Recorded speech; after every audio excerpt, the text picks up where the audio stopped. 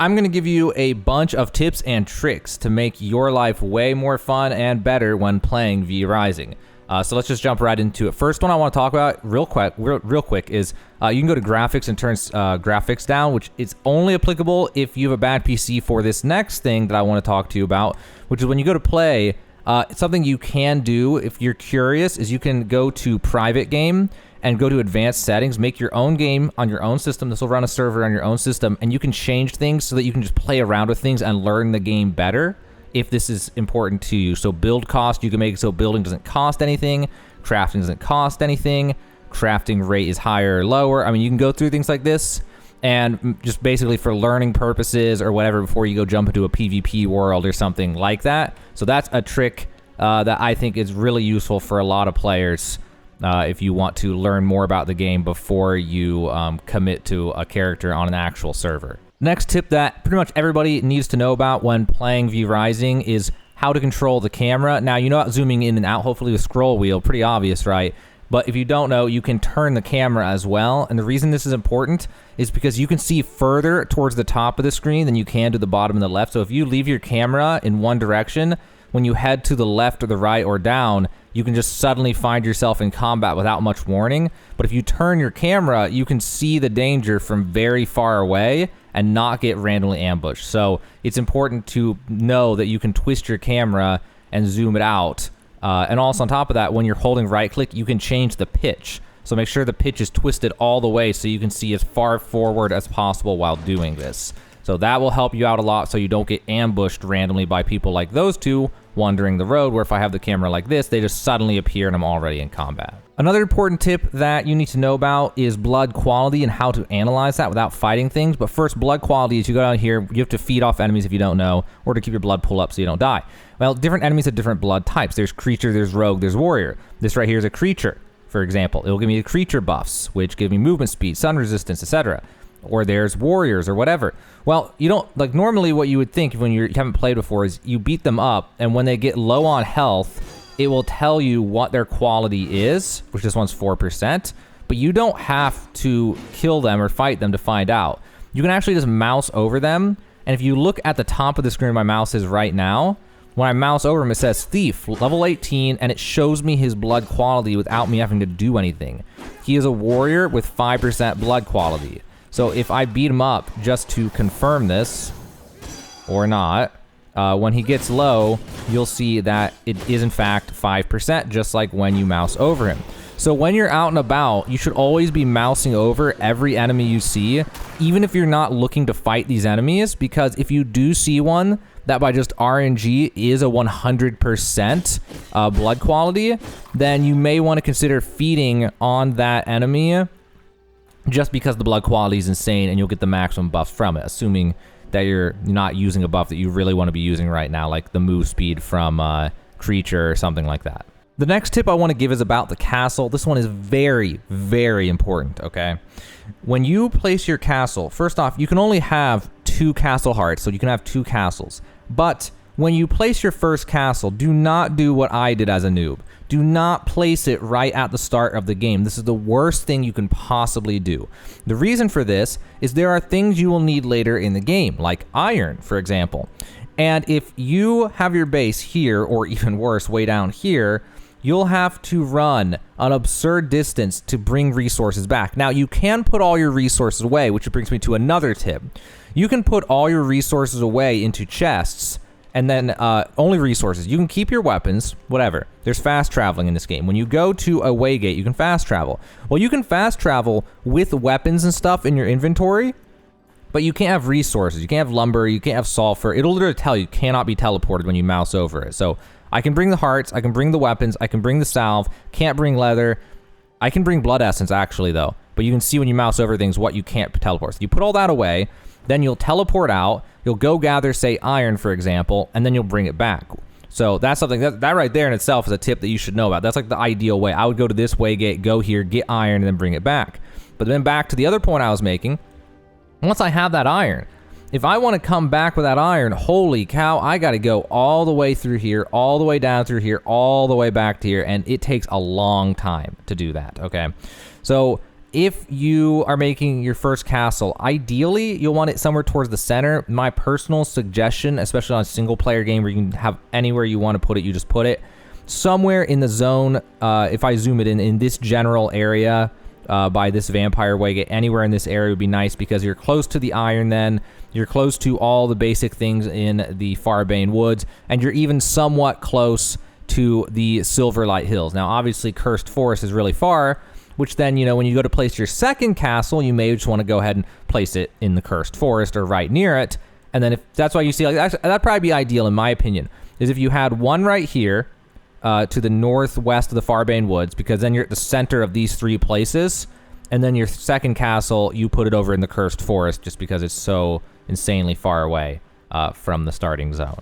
Another important tip about castles, when you first place it and you expand the borders, you're going to want to expand. You don't need to go the full 80, but at least throw down a lot, like 60 of 80 or whatever. You want to take up as much space as you can at first if you are on an online server where other people play. The reason for this, if you just go slowly, someone else could come in randomly and just fill in the space around you and like block you in so you can't actually make your castle as big as you want. So reserve a bunch of space immediately. It's not very expensive. It's actually really cheap to do that. So just go grab some stone, go beat a few enemies for some blood essence, and expand your castle a lot, maybe like 40 to 60 squares right out of the gate. So that way nobody can just screw you over basically on an online server. I would leave a few available in case you want to do anything, maybe screw other people over, I don't know, whatever. At least leave like 10 available so you have some options later if you need to, like, some reason you need to expand in a certain direction because of other player interactions and things. But definitely, if you're playing an online server, expand your castle quickly and get a bunch of border down right away. Another important tip for the mid-game, once you get to the point of making iron, iron takes a really long time, and later ones take even longer. Once you start getting to that point in the game where it takes 3 minutes, 6 minutes, 10 minutes, whatever, in order to refine these materials, you may want to consider doing something like what I have here, where you just place a lot of furnaces. Honestly, I'm probably going to need like 10 just for iron, because when I come back from a resource gathering trip and I have like, 4,000 iron or something like that, if I put them all in one furnace, I don't know the quick math, but it's going to take me like maybe 7 hours or something to convert all that iron ore into iron ingots. So instead, you are going to want multiple refining stations once you get to higher level mats like that. Ideally, you'll probably get to a point where you'll want like 10 furnaces or 20 furnaces or something like that. Then you can just put iron into each one and then let them all go. And then you can come back later and grab the iron ingots from each one instead of waiting for 20 hours or whatever for one single furnace to refine your resources. Another random tip is when you're in the very early game or you've just made a new character, consider keeping all the random weapons and armor that you find that you don't actually use because it's too low level. Just go, chests are not expensive. Just throw down some more chests in your castle and just put them in chests, because a little bit later on, you'll get the recipe for the Devourer from one of the V-Blood enemies. And the Devourer will let you, oh my God, I can't say that, will let you throw items in and get them refined for the resources. So when I salvage some of these, they'll give back different things, leather, wood, different refined materials that I can then use to make other stuff. Now, not really necessary to do, but it's definitely something to consider doing. Back to the map, a really important tip that maybe at this point a lot of you have learned already, but if you haven't learned, you need to know about this. When you go around and you discover things, you'll see these like zones appear on the map once they've been discovered.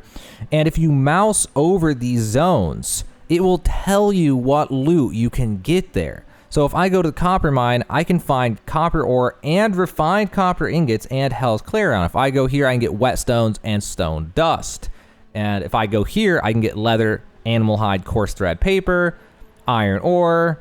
I can get this ranch, I get horses. You go through all these different places, I can find spectral dust, ghost ranch. So you can, like, when you need a resource that you can't just, find easily, then just go and look through each one of these, mouse over each one until you're like, oh, that's where sunflowers are. Okay, I can go here to get sunflowers or cotton or iron.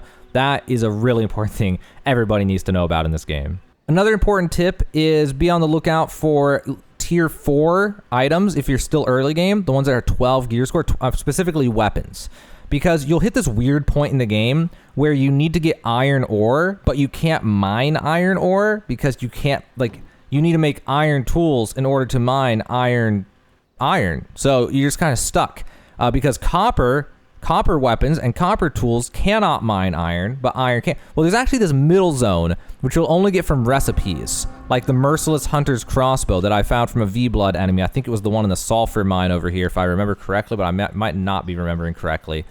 And those tier 4, as I like to call them, those tier 4 weapons, even if it's a weapon, you can attack the iron with the weapons, and they'll blow up eventually and drop their iron ore, which makes getting that transition to iron in this game so much easier, ridiculously easier. I assume there's the same mechanic later on for silver or whatever the next tier is after iron. So that's an important thing to know. Be on the lookout for those, and definitely get one of those when you can, so you'll save yourself a ton of time later. Otherwise, you have to go to the iron mine in that part of the game, and you have to just break boxes and loot chests, and if you're on a multiplayer server, it's gonna suck because other people are gonna be doing that too to get their iron, and you're just gonna struggle. And also, speaking of iron, another quick tip, there's another way to get iron, but it's really slow and bad, is you can actually go up to this ancient village up here and loot chests and break boxes, and there's a small chance to get iron ore. I looted the entire place before, and I got, like, I don't know, like 120 iron ore or something like that. And there's also a village over here, but this one's kind of rough because if you die, you gotta run a long way. This one, you just run through and ignore enemies, even if you're low level, and if they kill you, you just respawn here and go in again, pick up your loot off your body, and then just keep looting until you're done. So that's another way to get iron if you get stuck at that point in the game. And speaking of parts of the game where you might get stuck, another part you might get stuck at is there's a kink point in the game where you need unsullied hearts. I don't know if I have any in here. Unsullied hearts, yeah, these ones. In order to make greater blood essence, in order to make servant coffins for your quests. By the way, the top left, these quests, do these as fast as you can on a new character because that's how you progress your game and get new recipes and stuff for the core recipes. But anyway, and how to upgrade your castle because you need greater blood essence. But anyway, to get the greater blood essence early game, there's only one way to get it, only one reasonable way to get it, which is killing V-Blood enemies. V-Blood enemies respawn, by the way. You can kill these as many times as you want. So one route that I like to do, depending on where your base is, if your base is down here, then you can start with, and even if not, I would start with tracking Lydia the Chaos Archer, because she roams, and then you can find her and kill her, but then you can also, on that same route, go to the Bandit Copper Mine in order to kill a boss that's always at the end of that place, that's easy to find.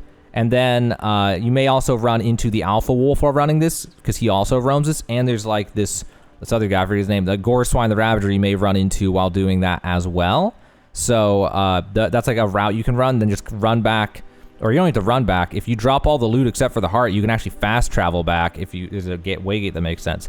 And then just repeat that cycle till you get enough unsullied hearts. There's like a 1 in 3 chance of them dropping an unsullied heart. Any V-Blood boss, even the Alpha Wolf, has like a 1 in 3 chance roughly dropping unsullied hearts. So that's a way to get through that part of the game a little bit faster. Late game enemies have a chance of dropping it. The only ones I've checked are the ones in the Dunley farmlands, and it was like 1 out of 50 dropped an unsullied heart. So really, V-Blood enemies are the way to farm them. Later on, there's a second recipe that you can get from this guy, which I can't even show you right now. It's Tristan the Vampire Hunter. He's level 46, and he roams the entire Farbane Woods. Killing him will give you the second recipe, and then everything's easy, because then you can just convert normal blood essence, 200 of it, to make 1 greater blood essence, which is like way better than getting the unsullied hearts. Another really important tip is there's a blood type called Worker. If you see this villager at the top, Worker. This is a really important blood type. If you're ever going to go out and farm a bunch of resources, what I would recommend doing is putting all your like resources away that you can't teleport with, and then teleport up to the Dunley farmlands and check out the farms until you find a villager with a really high percentage of a high quality worker blood, because worker blood will let you gather Oh, I didn't mean to kill him. Worker blood will let you gather resources faster. So here's one with 40% worker blood, decent. So now that I fed off that one, you can see that I have increased resource yield and increased damage against resource objects. Later on, you'll get increased mount gallop speed. Yes, right, you can mount horses in this game, which I'll get to in a whole different video. That's a totally different can of worms there. And then 3% chance to instantly destroy a resource node, trigger a burst of speed. And then for the 5th one, it'd be boost all above effects by 30%. So if you find a worker with 100% worker blood quality, that is huge. If you see that, you definitely want to eat that. And then you're going to want to go gather resources afterwards. If you ever can find that, then you're going to want to go gather resources until it's all, like, until you're out of blood by coincidence. And you will save yourself an absurd amount of time overall. Another important tip is when you're in combat, don't be afraid to use the feed ability and then cancel it with left click. Oh my gosh, guys, 49%, I want to eat them. Anyway, feed, left click. This will not give you their blood, but it will finish off an enemy, which is really useful to use when you're fighting multiple enemies at once, because you can just quickly execute one without much risk to yourself.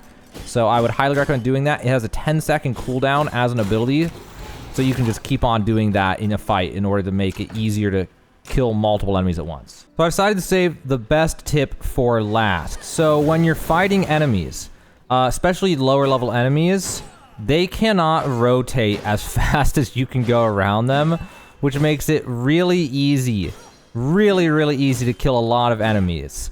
Now this trick will fall off later on in the game, but you could definitely try it on any enemy you see to see if they have this vulnerability. But in the early stages of the game, this trick will allow you to kill most, if not all, enemies that you encounter, because none of them have any way to counteract this fatal flaw in their game design. Well, that's all the tips and tricks I have for you guys today. I will cover some other things in greater detail in the future.